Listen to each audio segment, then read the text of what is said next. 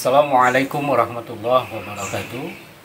Sahabat saja yang dirahmati Allah, Islam merupakan agama yang sangat detail dalam memberikan risalah dakwahnya, dalam memberikan tuntunan bagaimana menjadi seorang manusia yang benar-benar berakhlak mulia.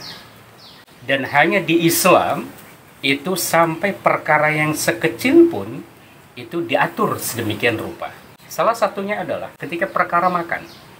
Untuk makan pun Islam melalui lisan yang mulia dari baginda Rasulullah mengajarkan untuk bagaimana tata cara atau kaifiyahnya atau akhlaknya untuk atau adab bagaimana tata cara untuk makan. Yang pertama, dan ini korelasinya adalah lagi-lagi dari sisi kesehatan. Ya. Yang pertama, Rasul menganjurkan untuk ketika makan, maka sebelum kita menyentuh makanan nasi lauk pauknya kita, maka yang pertama kali yang dianjurkan baginda Rasulullah adalah mengkonsumsi buah. Kenapa buah? Buah ini menjadi sesuatu yang penting sekali dalam proses pencernaan kita makanan. Karena fakta yang kita lakukan, realitas yang kita lakukan justru malah terbalik. Buah itu dimakan di akhir. Ini masalah. Oleh karenanya, baginda Rasulullah menganjurkan untuk makan buah dulu. Buah itu untuk apa? Untuk proses supaya makanan itu tercerna supaya maksimal. Dengan cara apa? Dengan cara buah itu terjadi oksidasi atau pembusukan itu cepat prosesnya. Sehingga lambung ketika diberikan buah dulu itu memberikan efek untuk supaya lambung itu siap untuk menerima makanan beratnya. Karena kalau lambung itu langsung masuk yang berat, itu prosesnya kan lama. Kemudian yang kita praktekkan makan buah, dan buah itu oksidasinya cepat. Jadi inilah pembusukan itu yang menyebabkan lambung kita bermasalah. Makanya subhanallah, risalah Islam Rasulullah mengajarkan kepada kita, sebelum kita mengkonsumsi makanan kita, lauk pauknya kita, maka buah dulu yang kita konsumsi. Nah, satu contoh misalnya situasinya kita tidak ada buah ini. Maka apa yang kita lakukan? Tetap risalah Islam juga sangat memberikan solusi yang sangat solutif sekali. Apa itu? Disarankan kita mengkonsumsi, atau yang pertama yang kita makan adalah garam dulu. Arti makan garam tadi, garam kita siapkan, kita colek dengan jari kita, kemudian kita rasakan, kita masukkan ke dalam mulut kita. Nah, asinnya garam tadi itu akan memberikan proses lambung kita itu merespon dengan baik, sehingga lambung pun akan siap menerima makanan-makanan yang berat. Nah, itu satu. Yang kedua, tata cara makan yang dianjurkan Rasulullah itu memberikan contohnya dengan cara apa? Cara duduknya pun itu mempunyai tata cara yang memberikan dukungan terhadap proses pencernaan makan tadi. Saya ingin mengawali yang tidak boleh, yang tidak direkomendasikan Rasulullah, yaitu apa? Makan dalam posisi berdiri. Nah, itu adalah sesuatu yang tidak direkomendasi, bahkan dilarang. Dalam hadis disebutkan la ta'kulanna ahadukum qa'iman. Jangan kamu makan dalam posisi kamu berdiri. Itu dilarang. Bahkan kalau lupa, maka famkuluhu. Kalau lupa pada posisi tersebut, maka muntahkan, maka buanglah. Itu risalahnya. Nah, prakteknya yang harus kita lakukan justru apa?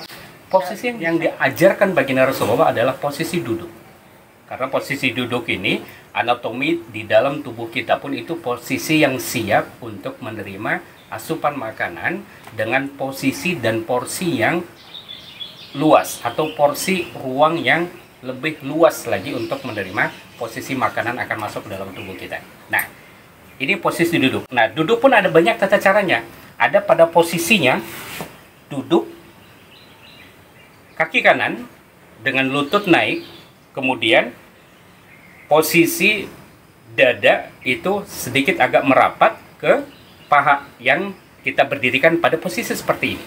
Ya, ini mengasumsikan Bahkan mengajarkan kepada kita posisi seperti ini lambung kita itu pada posisi agak ditahan atau ditekan sedikit.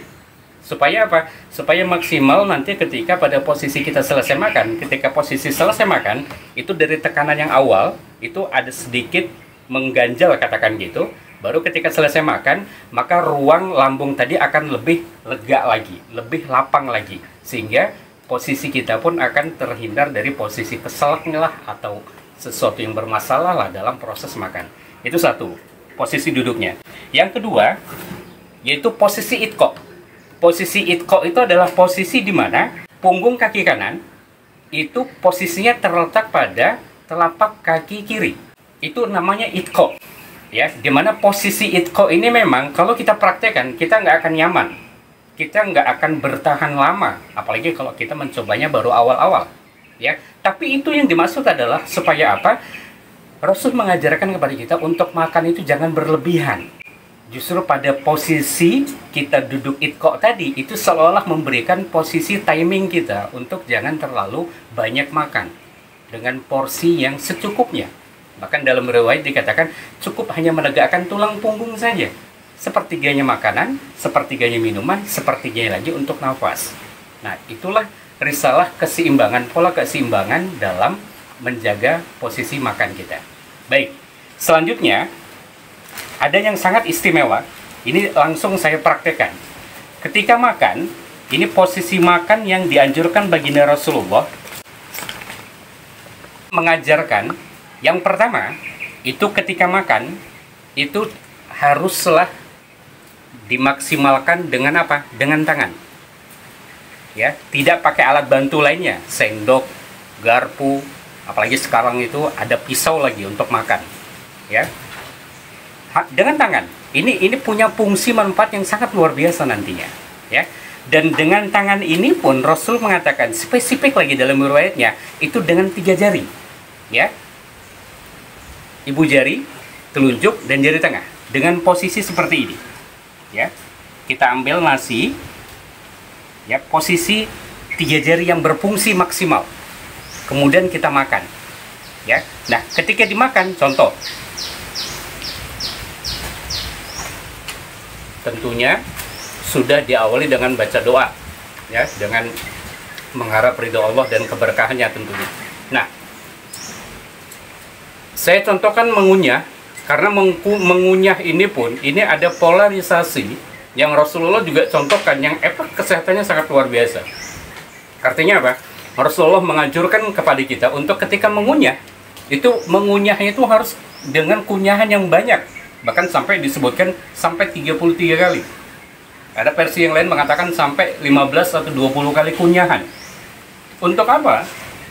Lagi-lagi itu untuk mempolarisasikan makanan berat kita tadi itu, perpaduan dengan liur kita tadi itu, dan itu yang akan memberikan efek yang baik untuk lambung menerima dengan posisi yang sudah siap gitu. Daya kerja dari lambung tadi, kalau sudah dikunyah maksimal, banyak dikunyah, maka lambung pun kerjanya tidak begitu berat sekali.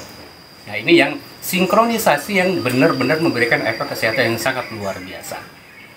Selanjutnya, ketika pada posisi makan dengan 3 jari tadi, nah ini langsung singkatnya juga, selesai makan seperti yang sudah banyak sekali kita jelaskan. Selesai makan, kata Rasulullah, jangan basuh tanganmu sebelum dijilat, karena dengan menjilatnya lah itu akan membantu juga proses pencernaan. Tata cara menjilatnya apa? Maksimalkan. Ini jari kita kan udah selesai makan, bekas makanan kita, maka dimaksimalkan untuk dijilat. Semua maksimal, dari ruas atas, tengah, bawah, ya, semua jarinya. Lidah saat jari masuk, lidah di dalam bekerja maksimal untuk menyedot enzim yang ada dalam jemari kita. Dan ini yang insya Allah menjadi sunnah Rasulullah yang begitu amat sangat luar biasa, memberikan efek kesehatan pada tubuh kita menjadi sehat yang maksimal. Ini semua jari diambil, dan itu memberikan dampak kesehatan terhadap proses pencernaan makanan baik dari lambung ke usus sampai menjadikan energi yang dibutuhkan terhadap tubuh kita. Semoga bermanfaat untuk menjadikan maksimal pada diri kita. Hadanallahu wa iyyakum ajma'in. Assalamualaikum warahmatullahi wabarakatuh.